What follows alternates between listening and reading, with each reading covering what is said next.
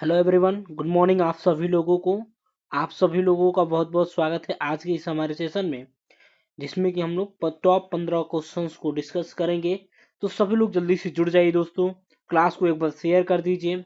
जो लोग भी क्लास में पहली बार जुड़े हैं तो प्लीज चैनल को सब्सक्राइब करेंगे एंड बेल आइकन को प्रेस करेंगे ताकि वीडियो का नोटिफिकेशन डेली आप सभी लोगों को मिल सके। एक बार क्लास को आप लोग पहले शेयर करिए जल्दी से क्लास को आप लोग एक बार शेयर कर दीजिए एंड वीडियो को लाइक करेंगे। लाइक करके फिर आगे बढ़ेंगे। और जितने भी लोग जुड़े हैं ना, एक बार जितने भी आपके पास स्टडी से रिलेटेड ग्रुप है उसमें इस क्लास को शेयर करिए, ठीक है। और लास्ट तक सभी लोग बने रहेंगे। तो चलिए हम लोग चलते हैं आज के फर्स्ट क्वेश्चन, पहला क्वेश्चन को देखते हैं क्या रहने वाला है।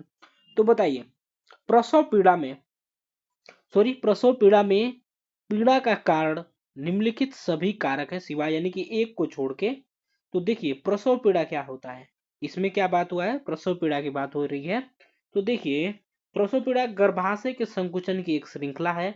यह संकुचन जो होता है ना, धीरे धीरे बच्चे को गर्भाशय ग्रीवा और योनि से बाहर निकालता है।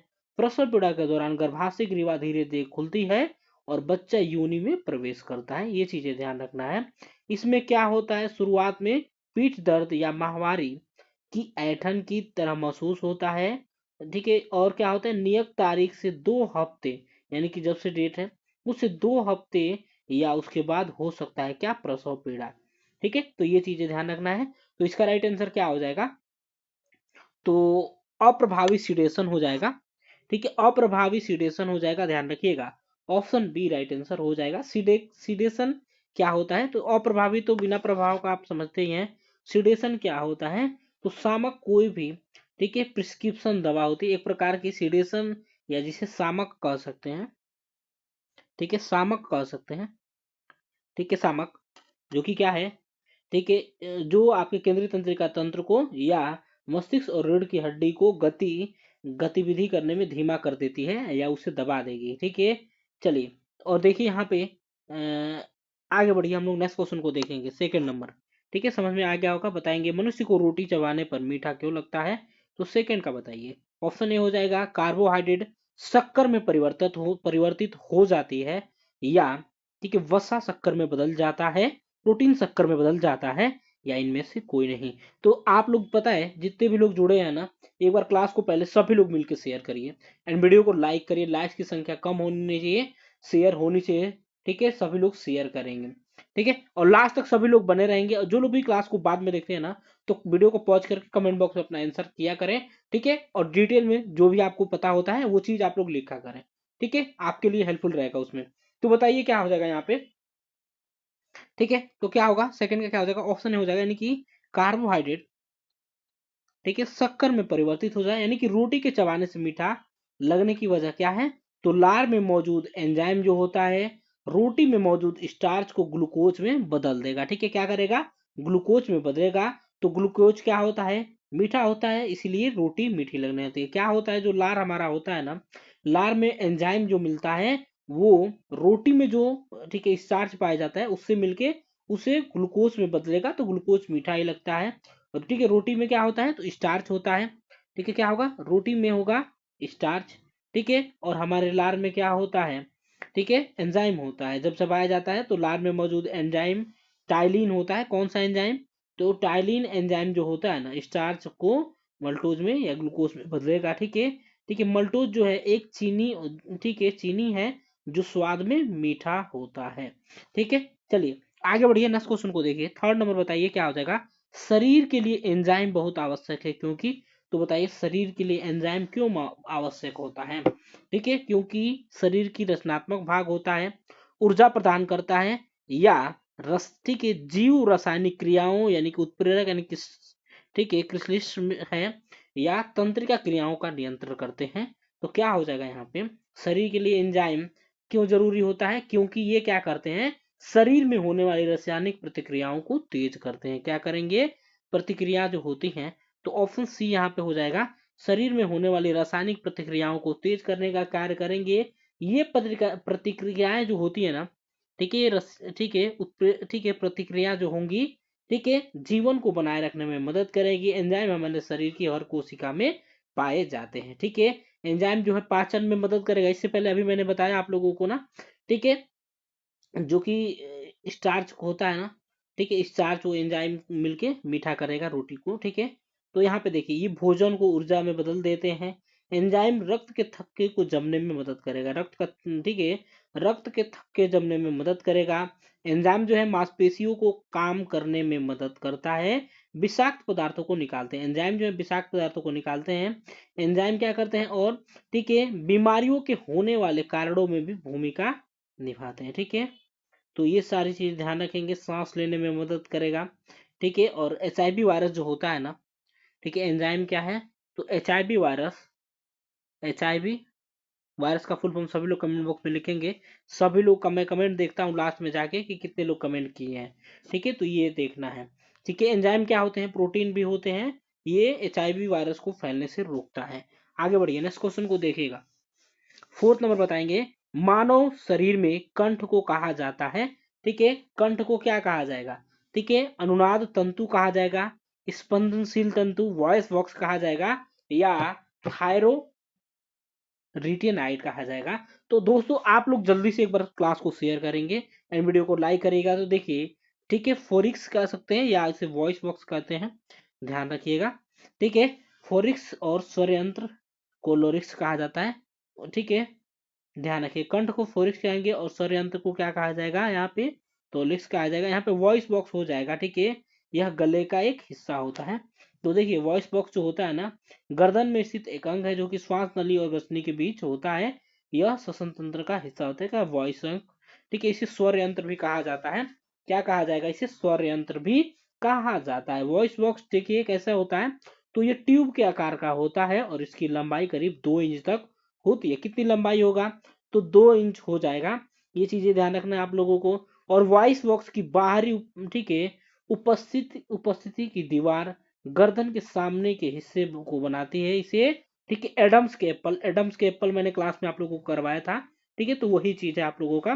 देखिए वॉइस बॉक्स में होने वाले कैंसर स्वर यंत्र के कैंसर कहा जाता है। ये देखिए, धूम्रपान और शराब पीना स्वर यंत्र कैंसर के जोखिम हो सकते हैं। यानी कि देखिए, आप लोग मूवी देखने जाते हैं ना, तो बहुत खतरनाक एड दिखाता है, तो वो स्वर यंत्र का कैंसर ही होता है, ठीक है, तो ध्यान रखिएगा, ठीक है। ये चीज ध्यान रखें। अनुनाद तंतु क्या होता है, तो एक तंत्र होता है जो किसी भी खास आवृत्ति को आसानी से दोलन करने का कार्य करेगा। यानी कि देखिए, संगीत वाद्य यंत्रों में अनुनाद का इस्तेमाल किया जाता है। संगीत वाद्य यंत्र जो होते हैं ना, इससे अनुनाद का इस्तेमाल किया जाता है, ठीक है। इस्तेमाल ध्वनि को सुदृढ़ करने के लिए किया जाएगा, ठीक है।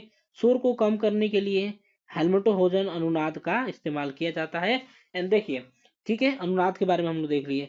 अब स्पंदनशील तंतु क्या होता है, तो इस शब्द का इस्तेमाल किस में किया जाएगा, टिटनस, ठीक है, टिनिटस के लिए किया जाता है, ध्यान रखिएगा, ठीक है, ठीक है। ये क्या है, तो टिनिटस क्या होती, टिनिटस में क्या होता है, व्यक्ति को तेज आवाज, भिनभिनाहट या सीटी जैसी आवाज सुनाई देने लगती है, ठीक है।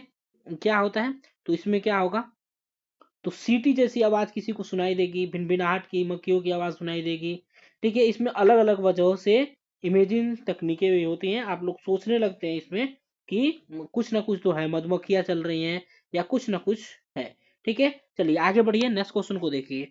फिफ्थ नंबर बताएंगे, प्रसव के दौरान गर्भाशय ग्रीवा के गायब होने का कारण होने को कहा जाता है। तो गर्भाशय ग्रीवा क्या है, तो गर्भाशय का मुख होता है। गर्भाशय ग्रीवा क्या होता है दोस्तों, ठीक है, तो ये सभी को पता होगा, ठीक है, क्योंकि थ्योरी में आपने अच्छे से पढ़ा है। तो क्या हो जाएगा, डायलिटेशन होगा, रेपनिंग होगा, इन्फेसमेंट होगा, या लेटिंग डाउन होगा। तो यहाँ पे देखिए, गर्भाशय ग्रीवा तो गर्भाशय का मुख्य होता है, यह महिला प्रजनन प्रणाली का एक अहम हिस्सा होता है। यह गर्भाशय को योनि से जोड़ता है, गर्भाशय ग्रीवा में बलगम बनाता है, और जो शुक्राणुओं को गर्भाशय में जाने में मदद करेगा। देखिए, गर्भावस्था के दौरान गर्भाशय ग्रीवा शिथिल होकर चौड़ी हो जाती है, जिससे कि बच्चा का जन्म होता है, ध्यान रखिएगा। तो इसका राइट आंसर क्या हो जाएगा, इन्फेसमेंट हो जाएगा, इन्फेसमेंट हो जाएगा, ठीक है। इन्फेसमेंट इसका मतलब क्या होता है, किसी चीज को पतला करना या छोटा करना। इन्फेसमेंट का मतलब क्या होता है, किसी चीज को पतला करना या छोटा करना। ये जो है प्रसव के लिए गर्भाशय को तैयार करने का, ठीक है, एक अहम हिस्सा होता है। प्रसव के जरिए क्या होता है, बच्चे के जन्म के लिए गर्भवती महिला पूरी तरीके से एम्फेस होनी चाहिए। ठीक है, तो ये चीजें ध्यान रखना चाहिए। डायलेटेशन क्या होता है, तो किसी छिद्र या नली का असामान्य रूप से बढ़ जाना, यानी कि बड़ा होना, इसमें क्या होता है, सकरा होना। ठीक है, डायलिटेशन क्या होता है, तो ये शल्य चिकित्सा के उपचार के लिए किसी छिद्र या नली में किया जाता है, यानी कि बड़ा करने के लिए किया जाता है। डायलिटेशन को कुछ मतलब ऐसे, यानी कि प्रसार होना, बढ़ाना, फैलाना या खींच कर लंबा कर देना, ये सभी चीजें होती हैं। तो ये चीजें ध्यान रखना है। रैपनिंग क्या होता है, तो रैपनिंग क्या होता है, इसका मतलब परिपक्व होना या पकना। ठीक है, परिपक्व होना। ठीक है, तो ये चीजें ध्यान रखना है, परिपक्व होना होता है। आगे बढ़िए, नेक्स्ट क्वेश्चन को देखेंगे। एक बार सभी लोग वीडियो को लाइक करिए, क्लास को एक बार शेयर करिए, और जो लोग भी क्लास को बाद में देखते हैं ना, ठीक है, जितने भी प्रश्न आपके छूट जाते हैं तो एक बार फिर से जाके आप लोग क्लास को देखेंगे, फिर से क्लास को देखेंगे। एक महिला जिसने एक बार एक भ्रूण को जन्म दिया है, जो जीवन क्षमता के चरण तक पहुंच गई है, उसे कहा जाता है, जीवन क्षमता के चरण तक पहुंच गई है तो उसे कहा जाता है, क्या कहा जाएगा, ग्रेविडा कहा जाएगा, पेरिटी कहा जाएगा, नल्ली पारा कहा जाएगा, या प्रीमी पारा कहा जाएगा। तो आसान क्वेश्चन सभी लोग बताइए। ठीक है, एक बार बताइए सभी लोग, तो क्या हो जाएगा यहाँ पे, सिक्त का बताइए जल्दी से, क्या हो जाएगा आप लोगों का, ऑप्शन डी हो जाएगा ना। क्या होगा, तो प्रीमी पारा हो जाएगा। प्रीमी पारा क्या होता है, तो पहली संतान को जन्म देने वाली महिला। ठीक है, ठीक है, इस महिला के लिए, ठीक है, पहली बार जो, ठीक है, महिला जन्म देती है ना, उसे कहा जाता है प्रीमी पारा। ये चीजें ध्यान रखना है। ठीक है, और क्या होता है ग्रेविडा का अर्थ क्या होता है, यहाँ पे समझेंगे हम लोग ग्रेविडा के बारे में। ठीक है, ठीक है, तो ग्रेविडा के बारे में हम लोग समझेंगे, ग्रेविडा क्या होता है, सॉरी। ठीक है, तो ग्रेविडा क्या है, तो गर्भवती महिलाओं, ठीक है, का वर्णन करने के लिए किया जाता है इसका उपयोग। ध्यान रखिए, ग्रेविडा शब्द के बाद आमतौर पे रोमन अंक होता है।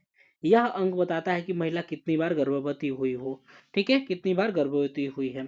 ठीक है, पेरिटी क्या होता है, ठीक है, पेरिटी, गर्भावस्था में पेरिटी का मतलब क्या होता है, किसी महिला ने 20 हफ्ते के गर्भ के बाद कितने बच्चे को जन्म दिया है, उसे कहा जाता है पेरिटी।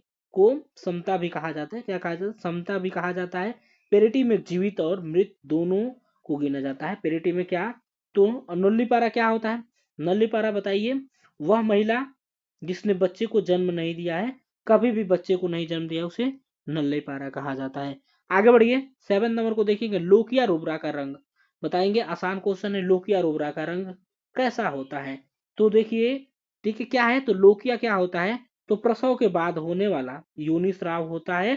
ठीक है, योनि स्राव होता है, या प्रसूतर उपचार का एक सामान्य हिस्सा होता है। इसमें क्या होता है, खून जो है म्यूकस और गर्भाशय के उत्तक होते हैं। लोकिया को प्रसूतर रक्तस्राव कहा जाता है, क्या कहा जाता है, तो प्रसूतर रक्तस्राव कहा जाता है। देखिए यहाँ पे लोकिया रुब्रा का पूछा गया है। ठीक है, लोकिया रुब्रा कैसा होता है, तो ये होता है दोस्तों, ठीक है, पहला चरण। ठीक है, लोकिया रुब्रा जो होता है, लोकिया का पहला चरण होगा, और लोकिया अल्बा एक होता है। ठीक है, लोकिया अल्बा, ठीक है, लोकिया अल्बा जो होता है ना, वो दूसरा चरण होता है। ठीक है, सेकेंड स्टेज होता है, दूसरा चरण होता है। इसमें देखिए, लोकिया प्रसव के बाद होने वाला रक्तस्राव है। यह स्राव गर्भाशय ग्रीवा और योनि से निकलता है। देखिए जो है, लोकिया ना प्रसव के 6 हफ्तों तक रहता है। तो इसका राइट आंसर क्या पूछा गया है, ठीक है, तो लाल हो जाएगा, ऑप्शन बी हो जाएगा। ठीक है, यह क्या है, तो प्रसूतर रक्तस्राव का पहला चरण होता है। क्या होता है, प्रसव के बाद होने वाले रक्तस्राव का पहला चरण है।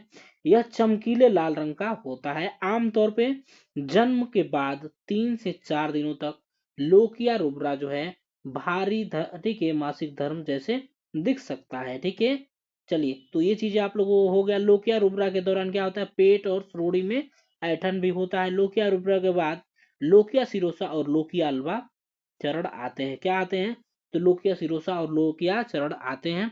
ठीक है, लोकिया सिरोसा। ठीक है, चलिए, तो ये सभी चीज ध्यान रखना है।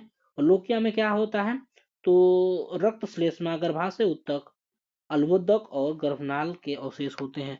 आगे बढ़िए, 8 नंबर को देखेंगे, इंसुलिन का आविष्कार किसने किया था, तो इंसुलिन का आविष्कार किसके द्वारा किया गया था, तो एफ वेंटिक। ठीक है, ठीक है, किसके द्वारा, इंसुलिन का आविष्कार, ऑप्शन नहीं आप लोगों का राइट आंसर हो जाएगा ना यहाँ पे, यानी कि इसका, ठीक है, ठीक है, फ्रेंडली वेटिंग के द्वारा। ठीक है, यानी कि इन्हें एफ कहा जाएगा, फ्रेडरिक बैटिंग के द्वारा किया गया था। ठीक है, तो ये चीजें ध्यान रखना है। बैटिंग और वेस्ट ने कुत्तों के अग्नाशय से इंसुलिन को निकाला था। उन्होंने इंसुलिन के इंजेक्शन देकर कुत्तों को मधुमेह के लक्षणों से ठीक किया था।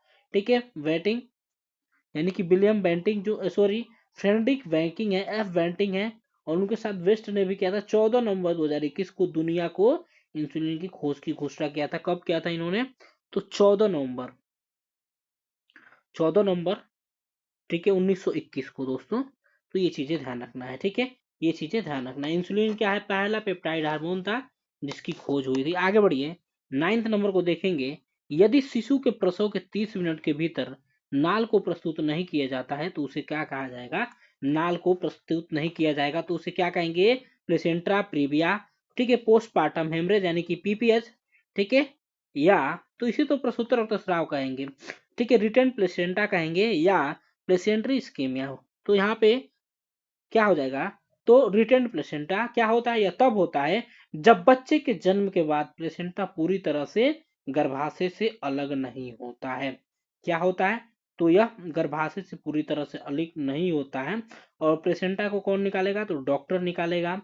ठीक है, स्तनपान को डॉक्टर क्या करते हैं? इसके बाद स्तनपान का सलाह देते हैं। देखिए, रिटेन प्लेसेंटा का कारण क्या होता है? गर्भाशय की कमजोरी, गर्भाशय की सर्जरी, संक्रमण, पिछले सिजेरियन सेक्शन के निशान, ये सभी चीजें होते हैं।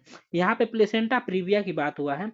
तो प्लेसेंटा प्रीविया क्या होता है? तो प्लेसेंटा गर्भाशय के निचले भाग में गर्भाशय ग्रीवा के ऊपर या ठीक है उसके निकट प्रत्यारोपित हो गया है, जिसका अर्थ है कि शिशु का योनि से ही जन्म नहीं हो सकता। ठीक है, योनि से जन्म नहीं हो सकता, तो ये प्लेसेंटा प्रीविया होता है, ध्यान रखिएगा। ठीक है, आगे देखेंगे हम लोग। पीपीएच क्या होता है? प्रसवोत्तर रक्तस्राव हो जाता है। ठीक है, प्रसव पश्चात रक्तस्राव होगा। ठीक है, प्रसव के बाद गंभीर अत्यधिक रक्तस्राव यानी कि 500 ml से ज्यादा का ब्लीडिंग होता है ना, 500 ml से ज्यादा, बताइए कितने ml? 500 ml से ज्यादा ब्लीडिंग होता है तो क्या हो जाएगा? तो उसे पोस्टपार्टम हेमरेज कहा जाएगा। और एपीएच बताइए, एपीएच यानी कि एंटी पार्टम हेमरेज एक होता है। ठीक है, देखिए यहाँ पे बताइए प्लेसेंटा। ठीक है, इस्केमिया क्या होता है? गर्भावस्था के दौरान प्लेसेंटा रक्त की प्रवाह में कमी की स्थिति को क्या कहा जाता है? ठीक है, यह क्या है? तो प्री एक्लेम्पिसिया जैसी गर्भावस्था से जुड़ी जटिलताओं का एक कारण है। प्री एक्लेम्पिसिया जो है गर्भावस्था के दौरान उच्च रक्तचाप की समस्या होती है, प्री एक्लेम्पिसिया। लेकिन यहाँ पे प्लेसेंटा ठीक है इस्कीमिया की बात की जा रही है तो प्लेसेंटा से रक्त प्रवाह की कमी होती है। ठीक है, तो ये चीजें ध्यान रखना है सभी। आगे बढ़िए, 10th नंबर को बताइएगा। ठीक है, आगे बढ़िए, मस्तिष्क के किस भाग में शरीर के ताप नियंत्रण करने का केंद्र होता है? तो ये सभी लोगों को पता होगा, हलवा क्वेश्चन होगा, इसका आंसर सभी लोग कमेंट बॉक्स में करेंगे। देखिए, ये तो सभी को पता है, क्या हो जाएगा? सभी लोग बताएंगे हाइपोथैलेमस होता है, हाइपोथैलेमस ग्लैंड। ठीक है, मस्तिष्क का एक हिस्सा होता है, यह थैलेमस के नीचे और पिट्यूटरी ग्रंथि के ऊपर होता है। यह अंतःस्रावी तंत्र का एक अहम हिस्सा होता है। ठीक है, इससे हार्मोन भी निकलते हैं जो शरीर के कई कामों में ठीक है कई कामों को नियंत्रित करते हैं। हार्मोन देखिए इसमें क्या होते हैं? तो भूख, प्यास, नींद और मनोदशा को नियंत्रित करता है, या पिट्यूटरी ग्रंथि को नियंत्रित करता है, तो ध्यान रखिएगा। ठीक है, अग्र मस्तिष्क की बात किया जा रहा है तो अग्र मस्तिष्क मस्तिष्क का सबसे आगे का हिस्सा होता है।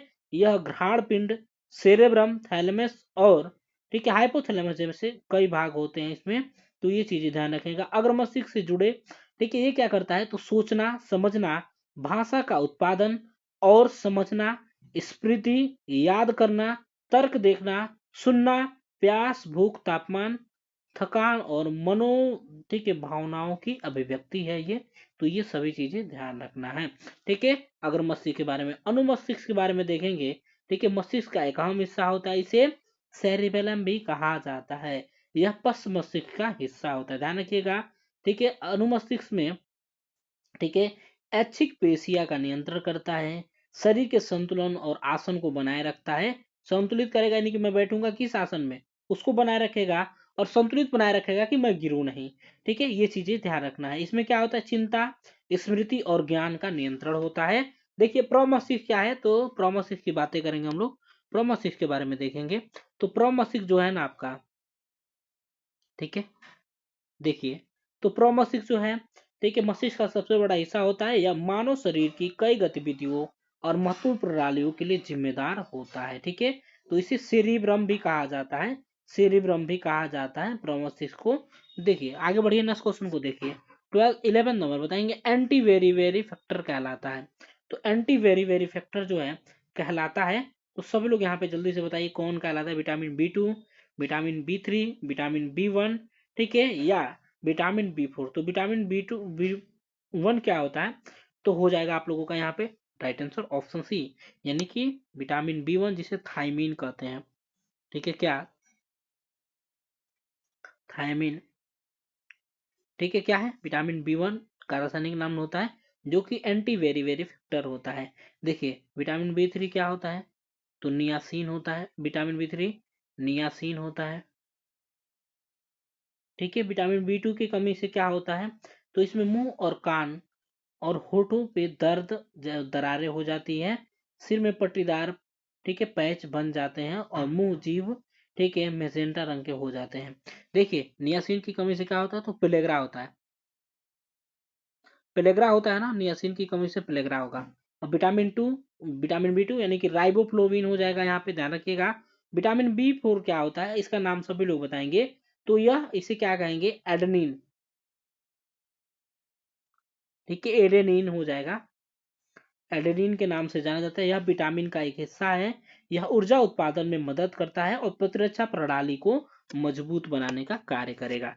12th नंबर बताइए यहाँ पे स्पिरिचुअल, ठीक है, ट्रेंजर्स में कौन से प्रैक्टिस प्रभाव नहीं डालते हैं, तो यहाँ पे बताएंगे, ठीक है, इसमें कौन से प्रैक्टिस को प्रभाव नहीं डालेंगे, ठीक है, स्पिरिचुअल, ठीक है, ट्रेंजर्स, ठीक है। तो यहाँ पे क्या हो जाएगा, शैक्षणिक प्रैक्टिस हो जाएगा।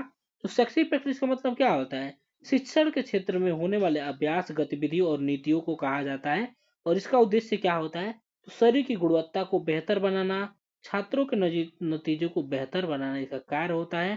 ठीक है, तो इसका क्या होता है, इसमें क्या किया जाता है, तो रचनात्मक गतिविधियां किया जाएगा। ठीक है, साक्ष्य आधारित अभ्यास किया जाता है, तो ध्यान रखिएगा। इसके फायदे क्या होते हैं, तो छात्रों को स्वतंत्र रूप से विलुप्त चुनने और सीखने में मदद मिलता है। ठीक है, इसमें मौखिक अभिव्यक्ति, रचनात्मक और काल्पनिकता, ठीक है, बढ़ती है, तो ध्यान रखिएगा। ठीक है, और इससे क्या होगा, इस विषय में रुचि बढ़ेगी। नर्सिंग प्रैक्टिस का मतलब क्या होता है, नर्सों द्वारा रोगियों की देखभाल और उन्हें चिकित्सा सेवाएं देना, जो कि नर्सिंग प्रैक्टिस होता है। तो नर्सिंग प्रैक्टिस के प्रकार कौन सा होगा, तो डॉक्टर ऑफ नर्सिंग प्रैक्टिस, ठीक है, ठीक है, डॉक्टर ऑफ नर्सिंग प्रैक्टिस होता है एक, एक होता है नर्सिंग में, ठीक है, MS होता है। ठीक है, एक आपका क्या होगा, ठीक, एडवांस प्रैक्टिस रजिस्टर्स नर्स हो जाएगा। तो ये सभी होते हैं नर्सिंग प्रैक्टिस के प्रकार। यहाँ पे देखिए क्या हो जाएगा, प्राइवेट प्रैक्टिस क्या होता है, तो एक स्वास्थ्य सेवा व्यवसाय है जो पूरी तरह से अस्पताल, ठीक है, स्वास्थ्य प्रणाली या अन्य कई ठीक है, बजाय प्रतियोगिताओं द्वारा स्वामित्व और संचालित होता है। तो ये चीजें ध्यान रखना है।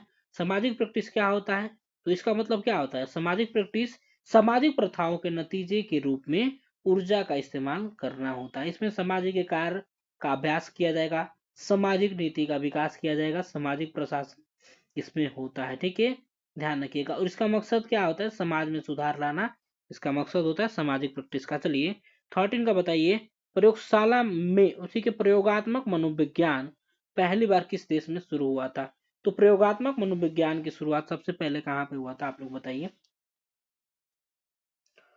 13 का बताइए क्या हो जाएगा, तो यहाँ पे हो जाएगा आपका ऑप्शन हो जाएगा, यानी कि जर्मनी में। ठीक है, कहाँ पे हुआ था, तो जर्मनी में सबसे पहले हुआ था।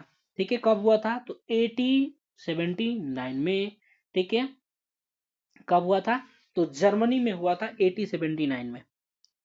देखिए 1879 में। ठीक है, और विलियम वुड्स, ठीक है, वुड्स ने इसे 1879 में, ठीक है, जर्मनी के लीजपिंग में पहली बार प्रयोगशाला में मनोविज्ञान प्रयोगशाला को स्थापित किया था, ध्यान रखिएगा। ठीक है, और इन्हें ही माना जाता है, वुड्स को मनोविज्ञान को विज्ञान माना था इन्होंने, मनोविज्ञान को इन्होंने विज्ञान माना था, ध्यान रखिएगा। चलिए, तो ये चीजें ध्यान रखिएगा, कहाँ पे हुआ था, तो जर्मनी में हुआ था। आगे बढ़िए, कई जगह आपको USA में देखने को मिलेगा। हिप्नोटिज्म यानी कि सम्मोहन पद्धति के बारे में बताइए। तो हिप्नोटिज्म क्या होता है, सम्मोहन ठीक है, अंग्रेजी भाषा में इसे हिप्नोटिज्म कहा जाता है। ठीक है, हिप्नोटिज्म क्या होता है, तो वह प्रक्रिया होती है। तो देखिए यहाँ पे बताएंगे ठीक है, क्या होती है, ऑप्शन बताइए। वीकनेस को दूर करना, आर्थिक सहायता के लिए, ये तो गलत होगा। मानसिक बीमारी को ठीक करने के लिए, उपरोक्त में से कोई नहीं। तो देखिए एक तो आपका दूसरा खत्म हो गया, और एक तो आपका कौन सा खत्म हो गया, चौथा खत्म हो गया। तो दो में से बताइए वीकनेस को दूर करने के लिए। तो सम्मोहन पद्धति को पहले समझ लीजिए क्या है। वह प्रक्रिया है जिसमें कोई व्यक्ति किसी दूसरे व्यक्ति की इच्छा के बिना अपने काम करवाने के लिए विवश करता है। ठीक है, यानी कि हिप्नोटिज्म यानी कि सम्मोहन। देखिए किसी को जादू टोना वाला पता है ना आपको, तो उसी को कहते हैं सम्मोहित कर लिया। ठीक है, अपने हिसाब से उसको चला रहा है। ठीक है, अपने हिसाब से उसे चला रहा है। कोई मंत्र मार दिया, ठीक है, वही जो कह रहा है ना वही वो कर रही है। ठीक है, तो ये चीज होता है सम्मोहन पद्धति, यानी कि जो वही कह रही है तो वही कर रहा है, तो यानी कि सम्मोहन यानी कि मोहित कर लिया है। ठीक है, आप लोगों ने सुना होगा। ठीक है, आम भाषा में चलता है ये, यानी कि अपने बिना इच्छा के काम करने के लिए विवश करना ही। तो यहाँ पे क्या हो जाएगा, मानसिक बीमारी को ठीक करने के लिए किया जाता है। मानसिक बीमारी को ठीक करने के लिए किया जाता है। चलिए आगे बढ़िए, लास्ट क्वेश्चन को देखिए। यहाँ पे बताइए, ठीक है, लास्ट क्वेश्चन क्या होगा, ऐसी थेरेपी जिसके प्रभाव से पति पत्नी के मध्य संबंध को मधुर बना सकते हैं। तो family therapy, marital therapy, cognitive therapy या ग्रुप थेरेपी। तो देखिए मैरिटल थेरेपी हो जाता है। ठीक है, मैरिटल थेरेपी जो होता है ना, इसमें पति पत्नी के मध्य संबंध को मधुर बनाते हैं। एक बार सभी लोग जल्दी से क्लास को शेयर करिए और वीडियो को सभी लोग लाइक करिए। ठीक है, देखिए मैरिटल थेरेपी में क्या होता है, तो पति पत्नी के मध्य संबंध को मधुर बनाते हैं। देखिए पहला आपका क्या दिया है, तो फैमिली थेरेपी दिया है। ठीक है, क्या दिया है, तो फैमिली थेरेपी। फैमिली थेरेपी या पारिवारिक चिकित्सा इसे कहेंगे। पारिवारिक चिकित्सा मनोविज्ञान का एक रूप है। यह परिवार के सदस्यों के बीच के संबंधों को बेहतर बनाने में मदद करता है। फैमिली थेरेपी में परिवार के सदस्यों के बीच संचार को बेहतर बनाया जाता है और उसके बीच संघर्षों को सुलझाया जाता है फैमिली थेरेपी में। ठीक है, ये आपका दिया गया ना, कॉग्निटिव थेरेपी या बिहेवियर। ठीक है, ठीक है, तो ये क्या होता है, तो टॉक थेरेपी होता है। एक टॉक थेरेपी होता है, बात करके थेरेपी होता है, जिसके मदद से साइकोलॉजिस्ट या काउंसलर आपके बात करने, ठीक है, मन में मौजूद नेगेटिव विचारों को जानने की कोशिश करते हैं। यानी कि बात करेंगे ना, ठीक है, उनको उनका यही काम है, साइकोलॉजिस्ट जो होते हैं ना, बात करके पता लगाएंगे कि आपके मन में क्या, ठीक है, निगेटिव थॉट है, और तनाव के कारण का पता लगाते हैं किस कारण से तनाव है, जिससे कि आपका तनाव कम किया जा सके। ग्रुप थेरेपी क्या होता है, तो यह अधिकांश 8 से 10 सप्ताह तक चलता है। ठीक है, यह समूह थेरेपी जो होता है ना, एक समूह में कई लोग रहेंगे। ठीक है, ये 8 से 10 सप्ताह तक चलेगा। ठीक है, अन्य समूह एक सत्र से दूसरे सत्र तक चलते रहते हैं, तो ये सभी ध्यान रखिएगा। ठीक है, तो ये रहे आपके 15 प्रश्न। जो लोग वीडियो को लाइक नहीं किए, वीडियो को लाइक करेंगे। आशा करते हैं आपको क्लास अच्छा लगा होगा। ठीक है, दोस्तों में शेयर करिएगा आप लोग, जो लोग भी वीडियो को, ठीक है, शेयर नहीं किए तो दोस्तों में शेयर कर दीजिएगा। जो लोग भी पहली बार जुड़े हैं तो प्लीज चैनल को सब्सक्राइब करेंगे एंड बेल आइकन को प्रेस करेंगे, ताकि वीडियो का नोटिफिकेशन डेली आप सभी लोगों को मिल सके। तो चलिए मिलते हैं। आप लोग लास्ट में बताइएगा कि कैसा लगा आप सभी लोगों को क्लास, सभी लोग बताएंगे। सबका मैं कमेंट देखता हूँ लास्ट में जाके। ठीक है, तो चलिए टेलीग्राम चैनल भी ज्वाइन करेंगे, और जो लोग भी ऐप टारगेट विथ सर ने डाउनलोड किए हैं तो ऐप को भी आप लोग डाउनलोड करेंगे। ठीक है, वहां से आप लोग आसानी से एडमिशन ले सकते हैं। ठीक है, चलिए मिलते हैं कल सुबह आप सभी लोगों से अगली क्लास में। तब तक के लिए bye bye, take care, thank you so much for watching, have a great day.